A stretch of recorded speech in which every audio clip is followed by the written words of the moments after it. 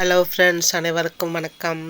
Welcome to my channel ஆச்சி மலர் கொடி. எல்லோரும் எப்படி இருக்கீங்க? நல்லா இருக்கீங்களா? இன்றைக்கி நம்ம சேனலில் கருணக்கிழங்கு வச்சு ஒரு வறுவல் எப்படி செய்யறதுன்னு தான் பார்க்க போகிறோம். மீன் வறுவல் மாதிரி தான். இந்த கிழங்கு சாதமாக வறுத்திங்கன்னா சாம்பார், ரசம், தயிர் சாதம் எல்லா சாதத்துக்குமே சாப்பிட தொட்டுக்க ரொம்ப நல்லாயிருக்கும். ரசத்துக்கு ரொம்ப நல்லாயிருக்கும். தக்காளி சூப்புக்கும் சாப்பிட்லாம். அவ்வளோ நல்ல கிழங்கு. லஞ்சு பாக்ஸுக்கு கொடுத்து அனுப்பலாம். வீணாக போகாத வறுவல்லாம் மத்தியானம் சாப்பிட.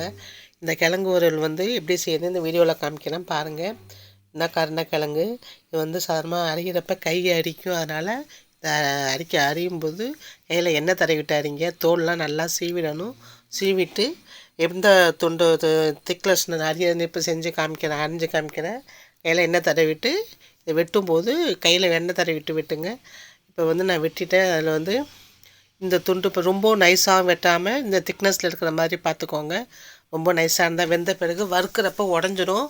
இந்த மொத்தம் இருக்கணும். இப்போ அடுப்பில் தண்ணியை வச்சுட்டு இப்போ நம்ம வெட்டின கருணக்கிழங்கு துண்டெல்லாம் இதில் போட்டு நம்ம வேக வச்சு எடுக்கணும். ஒரு 5 நிமிஷம் வெந்தால் போதும். ரொம்பவும் வெந்தால் கிழங்கு வறுக்கிறப்ப உடையும். இப்போ இந்த கிழங்கு வேக வைக்கிறப்ப இதில் கொஞ்சம் மஞ்சத்தூள், இந்த கொஞ்சோண்டு புளி போடுறேன். ஏன்னா இதில் கரிப்புத்தன்மை சில சமயம் கிழங்கெல்லாம் நாக்கு அரிக்கும். அதனால் புளி போட்டுறது. உப்பு, இந்த கிழங்குக்கு தேவையான உப்பு கொஞ்சோண்டு உப்பு போட்டு வேக வைங்க. அப்புறம் மசாலாவில் வேறு உப்பு போட்டுக்கலாம். உப்பு உள்ளே சாரும். அதனால் இது 3ஐயும் போட்டு நல்லா வேக வச்சுட்டு 5 நிமிஷம் வெந்தால் போதும். இப்போ காமிக்கிறேன் பாருங்கள். ரொம்பவும் வெந்துட வேண்டாம். இப்போ நகம் உள்ளே போகுது. இந்த அளவு வெந்தால் போதும். இப்போ இதை எடுத்து வடிகட்டி வச்சுக்கலாம். வடிகட்டிட்டு தண்ணியை வடிகட்டி வச்சுருவோம். இப்போ அதுக்கு ஒரு மசாலா ஒன்று சேர்ப்பேன். கைப்பிடி அளவுக்கு தேங்காய்,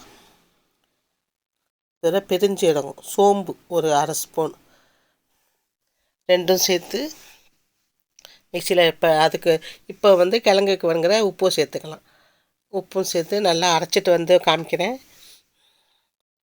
இதுக்கடையில் கிழங்கு வடிகட்டி எடுத்து வச்சுருக்கேன். வேக வச்ச கிழங்க நல்லா இப்போ கொஞ்சம் சூடாக ஆறிட்டு இந்த சமயத்தில் இப்போ நம்ம இதுக்கு மசாலா போட்டு கிளறி வைப்போம்.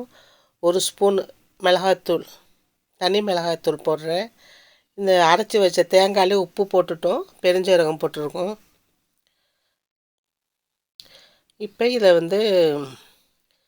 நல்லா கிளறி நல்லா ஃபுல்லாக எல்லா கருணக்கிழங்குலையும் இந்த மசாலா படுற மாதிரி நல்லா கிளறி ஒரு 5 நிமிஷம் வச்சுருங்க. நல்லா உப்பு உரப்பு இந்த கிழங்குல நல்லா சாரட்டும்.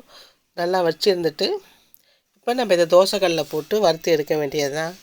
ரொம்ப நல்லாயிருக்கும் இந்த கிழங்கு சாப்பிட. எப்போதும் உருளைக்கிழங்கு வாழைக்கான்னு சாப்பிடாம இடையில இது மாதிரி கிழங்குகளும் நம்ம சமைச்சு சாப்பிட்ணும். இப்போ அடுப்பில் தோசைக்கல்லில் வச்சுருக்கேன். தோசைக்கல்லை வச்சுட்டு சுற்றி எண்ணெய் ஊற்றிக்கலாம்.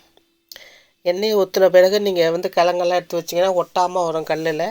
அதனால் எண்ணெய் ஊற்றின பிறகு நம்ம இப்போ மசாலாவில் கிளறி வச்சுருக்கிற இந்த ஒவ்வொரு கருணக்கிழங்கு துண்டையும் ஒவ்வொன்றையும் எடுத்து தோசைக்கல்லில் போட்டு அடுப்பை கல் சுட்ட பிறகு அடுப்பை கொஞ்சம் மீடியம் தீயில் வச்சுக்கோங்க. கருகிடும். இது எல்லாம் எண்ணெயில் முருகலாக வரும். இப்போ ஒவ்வொரு கிழங்காக எடுத்து இந்த தோசைக்கல்லில் ஃபுல்லாக அந்த கல் கொள்கிற அளவுக்கு போட்டுக்கோங்க. நான் இப்போ வேக வச்சுருக்க கிழங்கு 2 தடவை வறுக்கிற மாதிரி வரும். அதனால் இப்போ எல்லாம் துண்டெல்லாம் எடுத்து தோசைக்கல் கொள்கிற அளவு சுற்றி தீப்படுற அளவுக்கு நான் எல்லாத்தையும் எடுத்து வச்சுக்கிறேன்.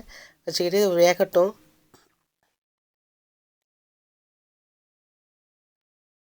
இந்த எண்ணெயிலேயே நல்லா பொரிஞ்சு வருது பாருங்கள்.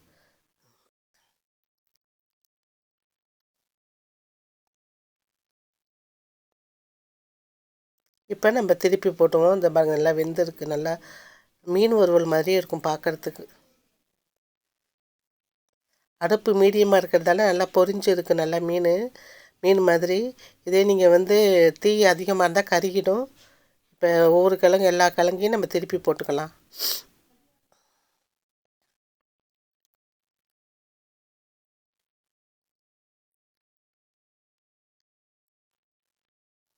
எல்லா கிழங்கையும் திருப்பியாச்சு.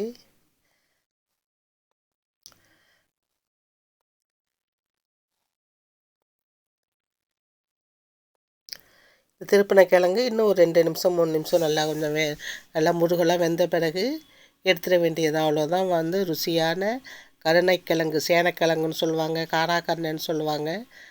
இந்த கருணைக்கிழங்கு வறுவல் இவ்வளவு தான். வேக வச்சு மசாலா தடவி வறுத்து எடுக்க வேண்டியது தான். இப்போ வந்து நல்லா பொன்னிறமாக நல்லா கருணக்கிழங்கு வந்துட்டு இப்போ நம்ம எடுத்துட வேண்டியது தான். இதை வந்து ஒரு தட்டு பிளேட்டுக்கு மாற்றிடுறேன். இன்னும் ஒரு தட்டு இன்னும் கொஞ்சம் ஒரு எடைச்சட்டி தோசைக்கல் போடுற அளவுக்கு கிழங்கு இருக்குது, அதையும் பொரித்து எடுத்துக்கிறேன். அதுக்குள்ளே வறுத்ததெல்லாம் இப்போ என்ன தோசைக்கல்லேருந்து எடுத்து தட்டுக்கு மாற்றிடுறேன். மாற்றியாச்சு. கருமையான கருணக்கிழங்கு வறுவல் ரெடி.